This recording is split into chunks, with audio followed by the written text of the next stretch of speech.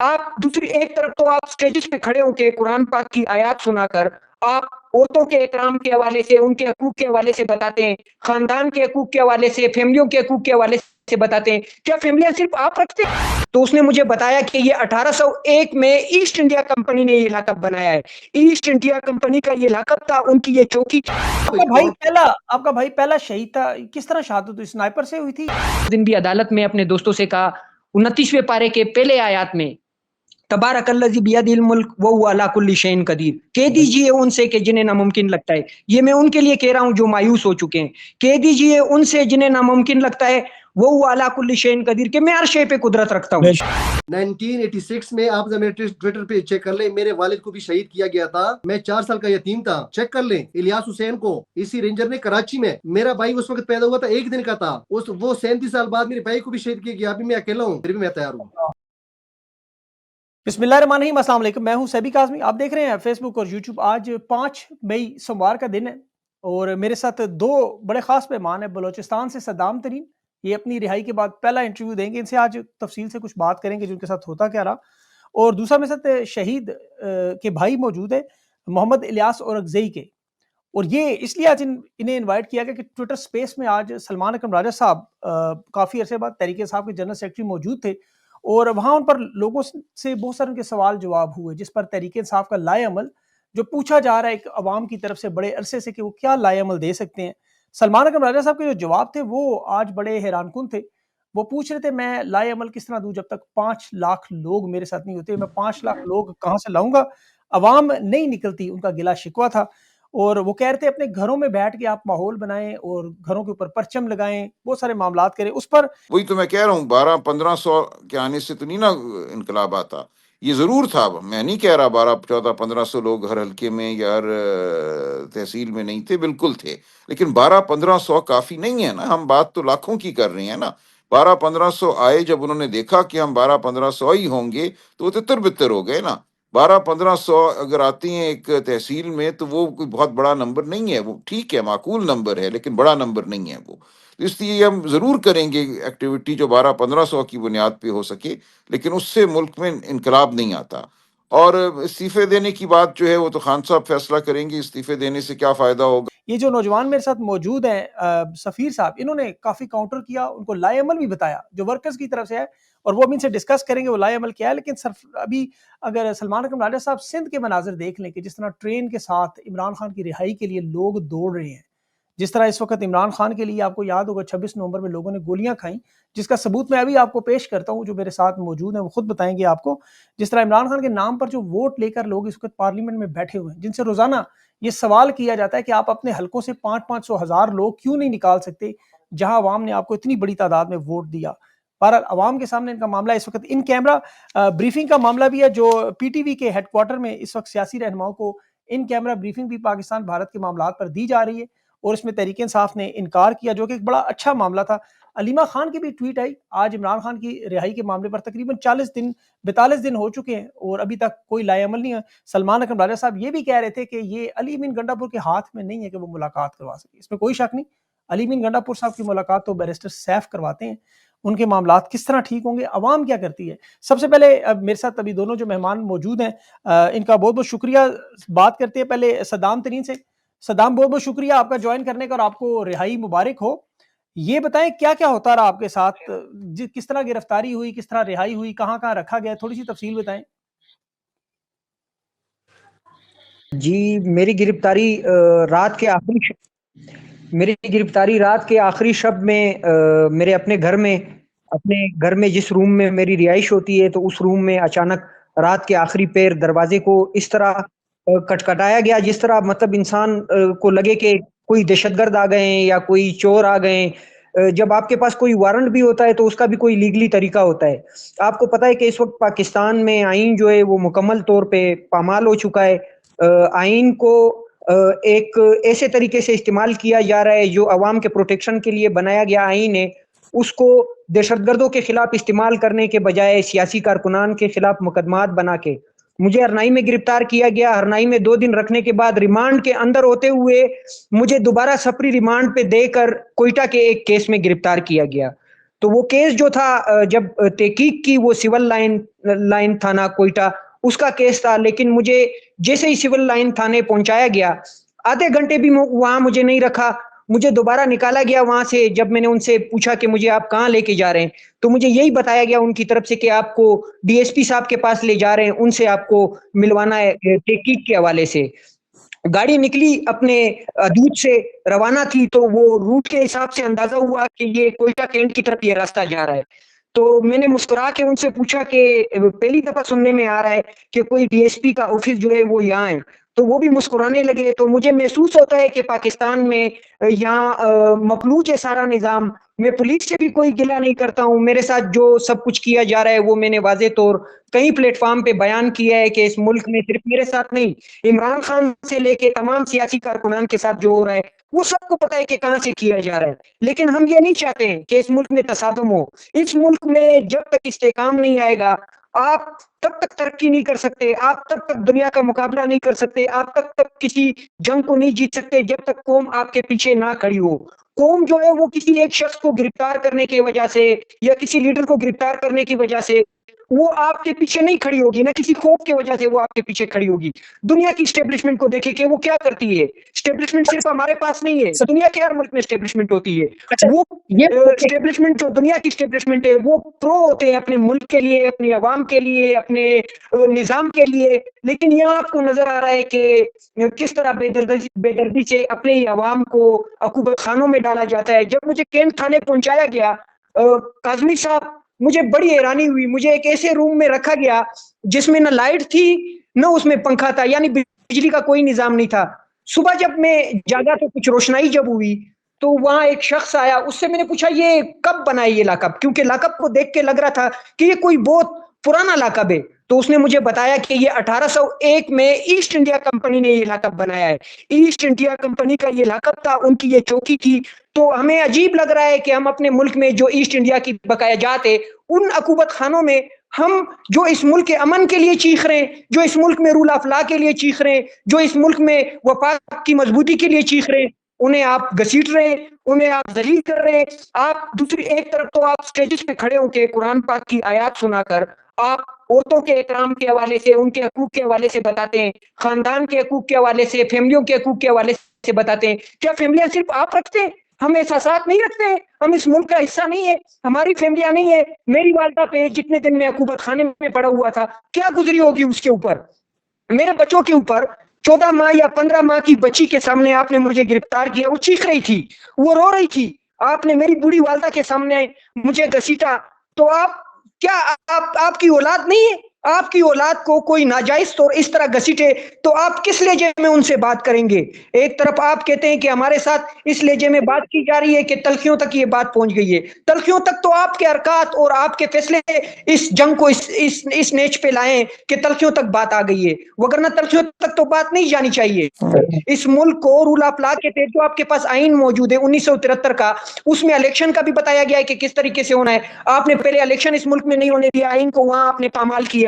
پھر supreme court نے فیصلہ دیا کہ 14 مئی کو الیکشن ہونا ہے پنجاب کا، آپ نے وہاں آئین کو پامال کیا. ایک سیاسی لیڈر کو ہائی کورٹ کے ہاتھے میں گریبان سے پکڑا جو کہ نہیں ہونا چاہیے. اور آج آپ کہتے ہیں کہ بات تلخیوں تک پہنچی ہے. آپ ملک کے سب سے بڑے لیڈر کے گھر کا گیٹ پلنگے، آپ اس کے گھر کے گیٹ کو توڑیں، آپ ان کے خواتین کو روڈوں پہ گھسیٹیں اور آپ پھر لوگوں کو کہیں کہ آپ تلخیوں میں آ رہے ہیں، آپ تلخ لہجے کی طرف جا رہے ہیں. آپ جو ہے وہ بی وائی سی پہ بات نہیں کریں، مارنگ بلوچ پہ بات نہیں کریں. کیوں بات نہیں کریں؟ ہماری مرضی، ہم کوئی غلام ہے؟ ہمیں اللہ پاک نے آزاد پیدا کیا ہے. اگر ہم بلوچستانیوں کو انسان نہیں سمجھتے، پاکستانی نہیں سمجھتے تو بتائیں. اگر ہم پاکستانی اور انسان ہیں، اللہ نے ہمیں آزاد پیدا کیا ہے، آئین میں ہمیں بولنے کی اجازت ہے، تو آپ کیسے ہمیں روک سکتے ہیں ان مقدمات سے؟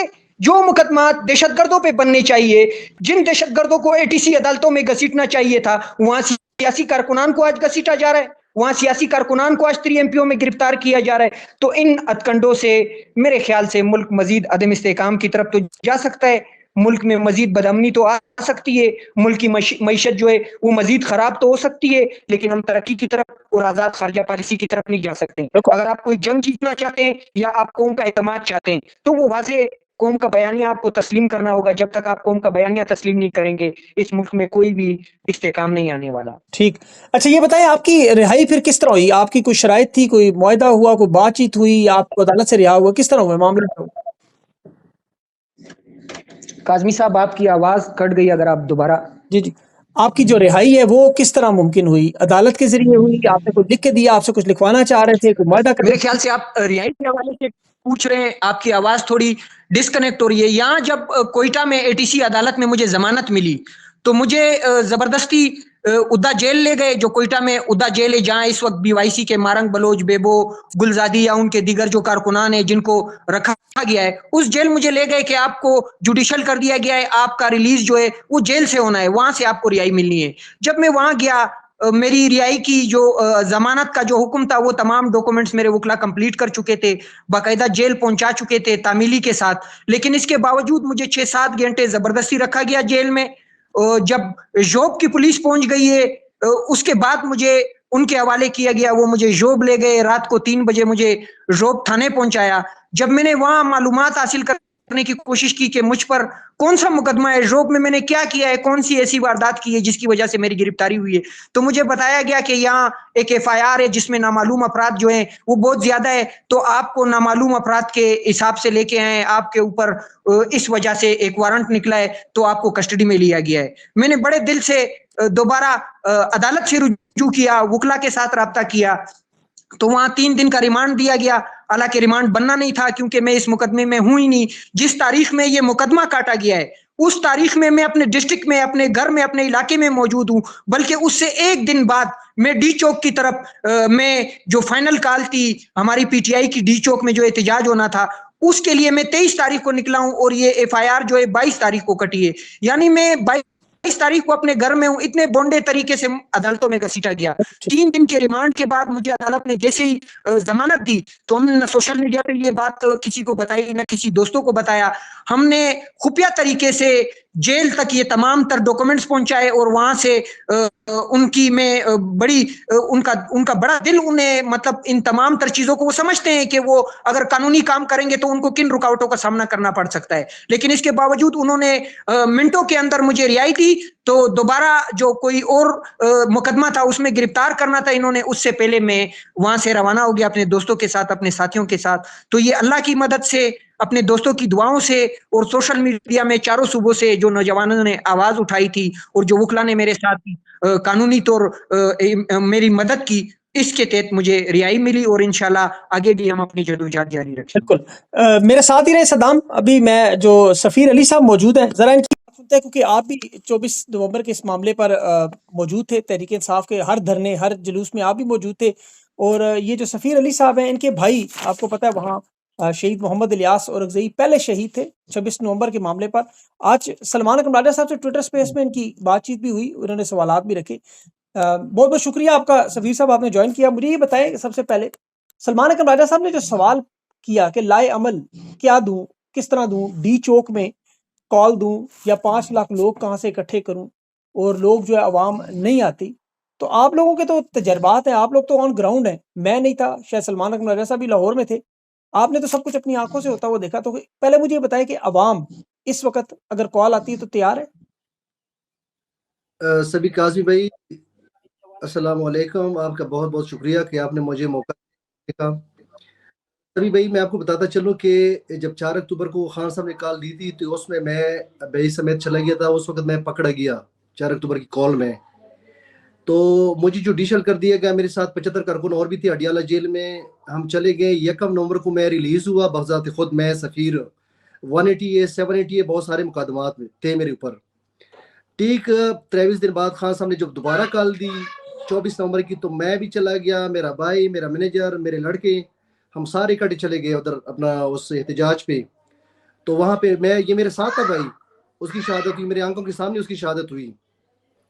اچھا کہنے کا مقصد یہ ہے کہ سبھی بھائی آپ کا بھائی پہلا شہید تھا، کس طرح شہادت ہوئی؟ سنائپر سے ہوئی تھی یا مطلب روڈ؟ سبھی بھائی یہ جب ہم نے رینجر اور پولیس کو جب ہم نے گھیرے میں ڈالا ہوا تھا اس وقت یہ بھاگ رہے تھے، تو رینجر کی ٹرکس تھے، ویگو ڈالے تھے اور اپنا پولیس کی گاڑی تھے، انہوں نے ان کو کچل دیا تھا اس وقت بھاگتے ہوئے. بالکل. وہ بعد میں مقدمہ جو تھا وہ تو شاید کسی عباسی صاحب کے وہ رشتہ دار ہیں، خاقان عباسی صاحب کے دور کے، شاید ان پر مقدمہ بھی ہو چکا ہے نا اس میں رینجرز کے۔ جب میرے بھائی کی شہادت ہوئی تو 14 گھنٹے مجھے پیمز اسپتال میں ذلیل خوار اور رسوا کیا گیا۔ متی الجان صاحب اس بات کا گواہ ہے، جو اس نے اس رات میری انٹرویو بھی کی، ٹھیک ہے۔ یہ جی سارا جی مجھے آپ اپنے بھائی کے کیس کو ہاشم خان کے اوپر ڈال دیں۔ میں نے کہا دیکھیں میرا ایک ہی بھائی اگر وہ شہید ہوا ہے تو میں جھوٹ کیوں بولوں، میرے سامنے ہوا یہ واقعہ اور میں نے خود یہ چیزیں دیکھی ہیں۔ تو پھر خیر وہ جو 14 گھنٹے میں یہ مختلف ٹیمیں میرے پاس آتی گئیں، تانا رمنا پہلے اس کیس کو ڈیل کرتا رہا، جب میں نے ان کو پوری پروف دکھا اس کے بعد مجھے تانا نون میں شفٹ کر دیا گیا، میرے ایف آئی آر کے اپلیکیشن کو ریجیکٹ کر دیا گیا، مجھے کہتے ہیں ریجیکٹڈ، جو مرضی ہے جب تک آپ بیان نہیں بدلیں گے ہم آپ کو اپنے بھائی کی لاش نہیں دیں گے۔ میرے ساتھ اگر کوئی نہیں تھا، میں نے اکیلے میرے دوستوں میرے رشتہ داروں کی وجہ سے 14 گھنٹے بعد میں نے اپنی لاش ریکور کی ہے پیمز اسپتال سے۔ اچھا یہ بتائیں، سلمان اکبر لاڈے صاحب نے جو بات کی، اللہ تعالیٰ آپ کے بھائی کی پہلے مغفرت کرے، انہیں اعلیٰ درجہ عطا کرے اور آپ کو صبر عطا کرے، یہ بتائیں کہ یہ سلمان اکبر لاڈے صاحب نے جو بات کی کہ لوگ عوام نکلنے کے لیے تیار نہیں ہیں اور 5 لاکھ لوگ کہاں سے لائیں، آپ کی اس بارے میں کیا رائے؟ آپ تو موجود تھے، اگر دوبارہ کال آتی ہے آپ نکلنے کے لیے تیار ہیں؟ سبھی کاظمی بھائی، میں پچھلے 10 سال سے اسلام آباد میں رہ رہا ہوں۔ میرا ذرا ٹویٹر سپیس چیک کر لیں، میرا فیس بک اکاؤنٹ چیک کر لیں، خان صاحب کی جتنی پیشیاں تھیں ہم نے کوئی پیشی اس کی مس نہیں کی۔ پھر جتنی کال دی 28 نومبر کی کال، 28 ستمبر کی کال دی، 4 اکتوبر کی کال دی، 24 نومبر کی کال دی، ہم ہمارا کال میں گئے۔ یہ جو ہماری لیڈرشپ ہے نا، یقین نہیں کر اب لیں، آگے بھی جائیں گے کہ نہیں یہ بتائیں نا، اب آگے کال آ جاتی ہے آپ جائیں گے؟ کیوں نہیں جائیں گے؟ وہ جو خان صاحب ہماری مستقبل کر رہے ہیں، کیوں نہیں جائیں گے؟ مجھے بتائیں ہمارے بچے ہمارے، میں سمی بھائی آپ کے علم میں ایک اور اضافہ کرتا چلوں، 1986 میں آپ میرے ٹویٹر پہ چیک کر لیں، میرے والد کو بھی شہید کیا گیا تھا، میں 4 سال کا یتیم تھا، چیک کر لیں الیاس حسین کو، اسی رینجر نے کراچی میں، میرا بھائی اس وقت پیدا ہوا تھا 1 دن کا تھا، وہ 37 سال بعد میرے بھائی کو بھی شہید کیا گیا، ابھی میں اکیلا ہوں، پھر بھی میں تیار ہوں۔ پھر بھی آپ تیار ہیں جانے کے لیے، کال دینے کے، اور سلمان اکبر صاحب کہہ رہے ہیں 5 لاکھ لوگ کہاں سے لائیں؟ تو 5 لاکھ لوگ تو آپ ان کے تقریباً 800 1000 بنتے ہیں ٹکٹ ہولڈرز، اگر 500 لوگ بھی لے کر آئے 5 لاکھ لوگ تو وہیں بن جائیں گے ان کتنے۔ تو آپ کو لگتا ہے کہ عوام جس طرح آپ تیار ہیں اس طرح باقی لوگ بھی تیار ہیں؟ ابھی کاظمی بھائی دیکھیں، پہلے تو یہ چورن بیچتے تھے نا کہ خان صاحب جب اپنا ہم سے ملاقات کریں گے تو وہ وہاں سے کوئی اسٹریٹجی لے کے آئیں گے، ابھی تو ان پہ اتمام حجت ہو گئی نا، خان صاحب کی آواز تو باہر نہیں نکل رہی نا، جب خان صاحب نکل رہی ہے تو آپ کس چیز کی لیڈرشپ ہے؟ آپ کو جب نے مینڈیٹ دیا ہوا تھا کہ آپ ہمارے نمائندے، آپ جب کھڑے ہوئے تھے تو اس وقت آپ اگر اپنا ہمارے مینڈیٹ کو اپنا ریکور کرانے میں بھی ناکام ہوئے، 26 ترمیم کو بھی روکنے میں ناکام ہوئے، جب کوڈ پیکنگ ہوتی رہی اس میں بھی آپ ناکام رہے، تو پھر آپ کس مرض کی دوا ہے؟ اب یہ کہتے ہیں کہ 5 کرے، میں نے کو بتایا کہ آپ کوئی ڈیمونسٹریشن رکھ لینا، عوام تیار ہے، عوام کی آنکھوں میں انگارے ہیں، بہت کچھ برداشت کر چکے ہیں، مجھے بتائیں کسی خون بہانا بہت بڑی چیز ہوتی ہے۔ بالکل جی، وہ آپ تو شہید خاندان کے ہیں، آپ کی تو باتیں ساری درست ہیں، آپ جو بھی کہہ رہے ہیں ایک ایک لفظ اس کا درست ہے، آپ نے تو گھر سے اپنے جنازے دیے ہوئے ہیں، آپ کی باتوں کو تو کوئی جھٹلا بھی نہیں سکتا۔ یہ بتائیں کہ یہ پارلیمنٹ سے آپ نے ان کے ساتھ جب بات کی، انہوں نے لائے عمل پوچھا کہ کیا لائے عمل دوں، تو آپ نے انہیں کچھ روڈز بند کرنے کی بات کی۔ میں نے سبھی کاظمی بھائی اس کو بتایا، دیکھیں وہ بہت جان چھڑا رہا تھا، جیسے وہ تیار ہی نہیں تھا، میں نے ان کو بتایا کہ دیکھیں آپ نے ہمارے سے بہت کنونشن کھیل کے نا 2 سال اس میں گزارے، اس کے بعد آپ نے کئی دفعہ کال دی، ہم کال پہ بھی آگے، لیکن آپ لوگوں کو کیوں مروانا چاہتے ہیں؟ آپ اس طرح کر لیں کہ آپ جو کئی روٹس ہیں ہمارے پاس، کوہستان کا روٹ ہے جو سی پیک کا چینل سے آتا ہے، اس کو بند کروا دیں، کیونکہ ہماری اسٹرانگ ہولڈ ہے کی پی کے میں، ہماری اپنی حکومت ہے، وہاں پہ کوئی زور زبردستی نہیں ہے، آپ لوگوں کو اجازت دے دیں، آپ لوگوں کو فری کر دیں، لیکن وہاں پہ بھی یہ سازشیں کر رہے ہیں۔ آپ اپنا سی پیک کا روٹ ہے اپنا ڈی اے خان میں، اس کو بند کر دیں، پھر اپنا ترخم کا اپنا ٹرانزٹ روٹ ہے اس کو بند کر دیں، داتا خیل غلام خان کا ہے وہ بند کر دیں، پاڑا چنار کا بڑکی والا ہے وہ بند کر دیں، انگور اڈا وزیرستان والا بند کر دیں، اور ساتھ ہی میں بتاتا چلوں کہ آپ سپلائی کو بند کر دیں، اس کو مشروط کر دیں، آپ کی پی میں جو اپنا کرک میں پیٹرولیم ہے اس کو بھی مشروط کر دیں خان صاحب کی رہائی کے ساتھ، کیوں نہیں کرتے؟ یہ تو آپ کے پاس ہے نا، آپ کوئی غداری تو بالکل نہیں کر یہ بالکل، لوگ آپ نے ویسے لائے عمل تو ان کو آپ نے بتا دی ہے واقعی۔ مانتے، یہ تو زور زبردستی چلا رہے، تو کم از کم آپ اس کو مجبور کر دیں اس چیز، یہی بالکل میں ٹھیک، میرے ساتھ رہے صدام سے بات کرتے ہیں، صدام نے بھی یہ سارے آپ کو پتہ ہے دھرنے جلوس اٹینڈ کیے ہیں۔ صدام یہ بتائیں کہ ابھی جو سفیر بات کر رہے ہیں کہ جس طرح تمام روڈوں کو بند کیا جائے اور اس کے علاوہ ماحول بنایا جائے جلسے جلوس، جس طرح عمران خان ایک لائے عمل دیتے تھے، ہر کال کے بعد اگلی ڈیٹ دیا کرتے تھے، یہاں تحریک انصاف کی طرف سے وہ لائے عمل پوچھ رہے تھے، آج عوام انہیں لائے عمل دے بھی رہی ہے، حالانکہ لائے عمل دینا ان کا کام ہے۔ آپ ایک رہنما بھی ہیں اور آپ نے سارے پروٹیسٹ کور بھی کیے ہیں، آپ کی کیا رائے ہے کہ یہ لائے عمل کیا ہونا چاہیے اور کس طرح پارٹی کے پاس پہنچے گا؟ جی بالکل، سیاسی جمہوری طور ہمارے پاس بہت سارے ایسے راستے ہیں، جس طرح بھائی نے ابھی فرمایا، ہم جمہوری طریقے سے سڑکوں کو بھی بلاک کر سکتے ہیں، ہم شٹر ڈاؤن بھی کر سکتے ہیں، پیجام بھی کر سکتے ہیں، تو آپشن تو بہت سارے موجود ہے۔ پارٹی کی لیڈرشپ آپ کے سامنے ہے، آپ سوشل میڈیا بھی دیکھ رہے ہیں، مکمل طور پہ جو نوجوان ہے، جو یوتھ ہے، عمران خان کے ساتھ جو ہر سطح پہ کھڑے ہوئے ہیں، جنہوں نے جانوں کا نذرانہ پیش کیا، شہادتیں تک پیش کی، تو آگے بھی ان کے وہی جذبات ہے۔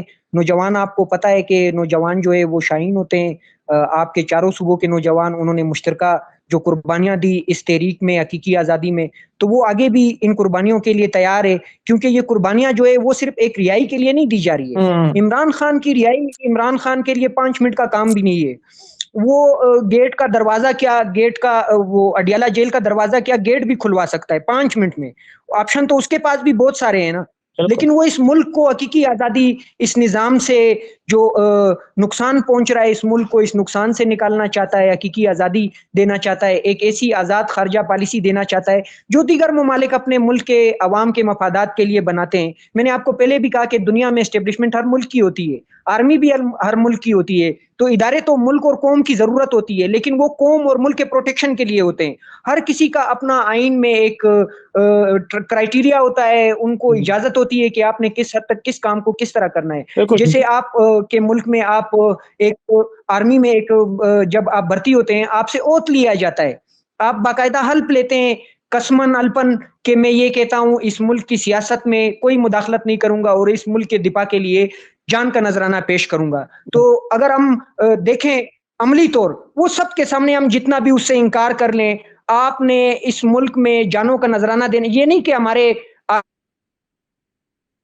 جی انہوں نے ہر سطح پہ قربانی دی ہے، ہر ادارے میں قربانی دی ہے، لیکن اگر دوسری طرف آپ ایلیٹ کلاس کو دیکھیں، انہوں نے کیا کیا ہے؟ انہوں نے تو جزیرے خریدے ہیں، انہوں نے تو پاپا جونز کے بزنس کیے، انہوں نے تو بین الاقوامی طور جو ان کے بچوں کو جو چیزیں حاصل ہے، آپ دیکھتے ہیں کہ کتنے بڑے بڑے اداروں میں باہر یہ لوگ پڑھ رہے ہیں، اور دوسری طرف آپ کے ملک کے نوجوان جو ہے، تو آپ کے بچے منٹوں میں ارب پتی کیسے ہو گئے، اور ایک ایسے صوبے کے نوجوان جو ریکارڈک رکھتے ہیں، جو سیندک رکھتے ہیں، جو گوادر رکھتے ہیں، جو وسیع تر پیمانے پہ ذخائر رکھتے ہیں، لیکن آج ان کے پیر میں جوتے نہیں ہیں، تو سوال تو ہوگا نا، سوال سے تو آپ نہیں روک سکتے۔ انشاءاللہ احتجاج بھی ہوگا، اور انشاءاللہ حقیقی آزادی بھی اس قوم کو ملے گی، اور انشاءاللہ اس ملک میں رول آف لا کی حکمرانی بھی ہوگی۔ اللہ پاک قرآن پاک میں کہتا ہے، میں نے اس دن بھی عدالت میں اپنے دوستوں سے کہا، 29ویں پارے کے پہلے آیات میں، تبارک الذی بیدہ الملک وہو علی کل شیء قدیر، کہہ دیجئے ان سے کہ جنہیں ناممکن لگتا ہے، یہ میں ان کے لیے کہہ رہا ہوں جو مایوس ہو چکے ہیں، کہہ دیجئے ان سے جنہیں ناممکن لگتا ہے، وہو علی کل شیء قدیر، کہ میں ہر شے پہ قدرت رکھتا ہوں۔ اس نے جو آپ کو اسلام کی تاریخ پیغمبران کی دکھائی ہے، موسیٰ علیہ السلام کی فرعون کے ساتھ ایک حق کی جو جنگ کی، اور اسی طرح نمرود کے ساتھ، شداد کے ساتھ، یہ سب کچھ جو ہوا ہے، یہ آپ کو موجودہ انسانوں کو صرف بتانے کے لیے نہیں، بلکہ عملی طور آپ کو خدا پہ وہی توکل کرنا چاہیے۔ آج بھی وہی خدا ہے، آپ بھی وہی انسان ہو، سب بابا آدم علیہ السلام کی اولاد ہے۔ انشاءاللہ ہماری جیت ہوگی، کیونکہ ہم اللہ پاک کے بتائے ہوئے راستے پہ چل رہے ہیں، ہم حق اور سچ کے ساتھ ہیں۔ عمران خان کسی اقتدار کے لیے جنگ نہیں لڑ رہا ہے، اگر عمران خان اور اس کے نظریاتی ساتھی اقتدار کے لیے جنگ لڑتے تو شاید ہمیں اقتدار بہت جلدی مل جاتا، اور بہت جلد عمران خان اس ملک میں بہت پہلے وزیر اعظم بن چکا ہوتا۔ تو ہماری جنگ اقتدار سے بڑھ کر اس ملک میں عوام کے اقتدار کی جنگ ہے، اس ملک میں عوام کے اختیارات کی جنگ ہے، اور انشاءاللہ اس جنگ میں فتح جو ہے وہ عوام کی ہوگی، قیدی نمبر 804 کی ہوگی، اور پورے پاکستان کی ہوگی۔ اچھا سفیر صاحب یہ بتائیں، ابھی جو پاکستان بھارت کی جنگ بنی ہوئی ہے ماحول، اسلام آباد میں اس وقت وہاں پہ تو لوگوں کا میلہ لگا ہوا ہے، لوگ شکرپڑیاں بھی جا رہے ہیں اور گھوم پھر بھی رہے ہیں، تو وہاں پہ تو کوئی جنگ کے کوئی آثار نظر نہیں آ رہے جو اتنی ہائی پہ کریٹ ہوئی ہے؟ کوئی یقین کر لے، لوگوں کو ایسی کوئی سروکار ہی نہیں ہے۔ دیکھیں اچھا اتنا ذلیل اور خوار کریں گے، مجھے بتائیں، تو پھر آپ ان سے کیا توقع رکھیں گے؟ مجھے بتائیں، آپ کا کام ہے، آپ کو جو مینڈیٹ دی ہوئی گئی ہیں، آپ کو جو تنخواہیں مل رہی ہیں، آپ کام کریں نا۔ جب آپ اس طرح کی چیزیں ہوتی ہیں، پھر آپ عوام کی طرف دیکھتے ہیں، جب اس طرح کی چیزوں سے آپ فارغ ہوتے ہیں، پھر عوام پہ ڈنڈا چڑھاتے ہیں۔ لوگوں کو کار نہیں ہے، لوگ آلریڈی پیس رہے ہیں۔ یقین کرو وہیں اسلام آباد میں ساری کوئی پتہ ہی نہیں کوئی جنگ ہو رہی ہے۔ تو ابھی آپ کو Very کہہ دیں کہ interesting. چلو بارڈر پہ چلو تو آپ تیار ہو جائیں گے بارڈر پہ جانے؟ آپ تو ویسے بھی شہیدوں کے خاندان سے ہیں، تو یہ آپ کو بارڈر پہ لے کے جانا چاہیں اور آپ کو اپنے بھائی کی ایک طرف آپ کو پتہ ہے ان کا جنازہ بھی یاد آئے گا، تو آپ بارڈر کی طرف جائیں گے یا ان سے انصاف مانگیں گے، کیا کریں گے؟ تبھی کاظم بھائی میں یہاں پہ ایک انوکھا سا بات کرنا چاہوں گا. میں اپنے خون کی جو شہادت ہے اس کا خون بھی معاف کرنے کو تیار ہوں. میں ان کے ساتھ بارڈر بھی جاؤں گا، لیکن یہ سیاست سے توبہ کریں، آگے جا کے پریس کانفرنس کر دیں کہ ہماری جو ہم سے غلطیاں ہوئی 77 سال میں، ہم اس چیزوں کو اپنا دوبارہ نہیں دہرائیں گے. جو ایک ٹروتھ ریکنسلیشن کا ایک وہ بنا دے کمیشن، جن سے جو غلطیاں ہوئی ہیں، جنہوں نے ملک کو نقصان پہنچا ہے، اس کو کٹہرے میں لائیں. میں بالکل تیار ہوں. اگر آپ یہ چیزیں نہیں کرتے، آپ اپنا اس کو اپنی وہ کے لیے یہ چیزیں استعمال کرتے ہیں، تو پھر ہم آپ ہمارے سے کیا توقع رکھتے ہیں؟ جب ادھر سے آپ فارغ ہوتے ہیں پھر ہمارے اوپر آپ کی دھیان ہوتی ہیں، آپ وہ کچھ کرتے ہیں جو کشمیر میں ہو رہی ہوتی ہیں، اور یہاں پہ پھر آپ ہم سے یہ توقع رکھتے ہیں. کبھی بھی نہ رکھیں یہ توقع، کبھی بھی نہ رکھیں. بڑی آپ نے امپورٹنٹ بات کی، اللہ کرے نے یہ بات سمجھ آ جائے. سفیر صاحب آپ کا بہت بہت شکریہ، آپ نے جو نمائندگی کی ہے عوام کی اور یہ بات کی، آپ کا پیغام امید ہے کہ عادت تک ضرور پہنچ جائے گا، اور آپ کا جو قیمتی وقت ہے آپ نے دیا اپنے کام سے چھوڑ کے، اس کے لیے میں بہت بہت مشکور ہوں آپ کا. بہت شکریہ. تھینک یو سر، جزاک اللہ.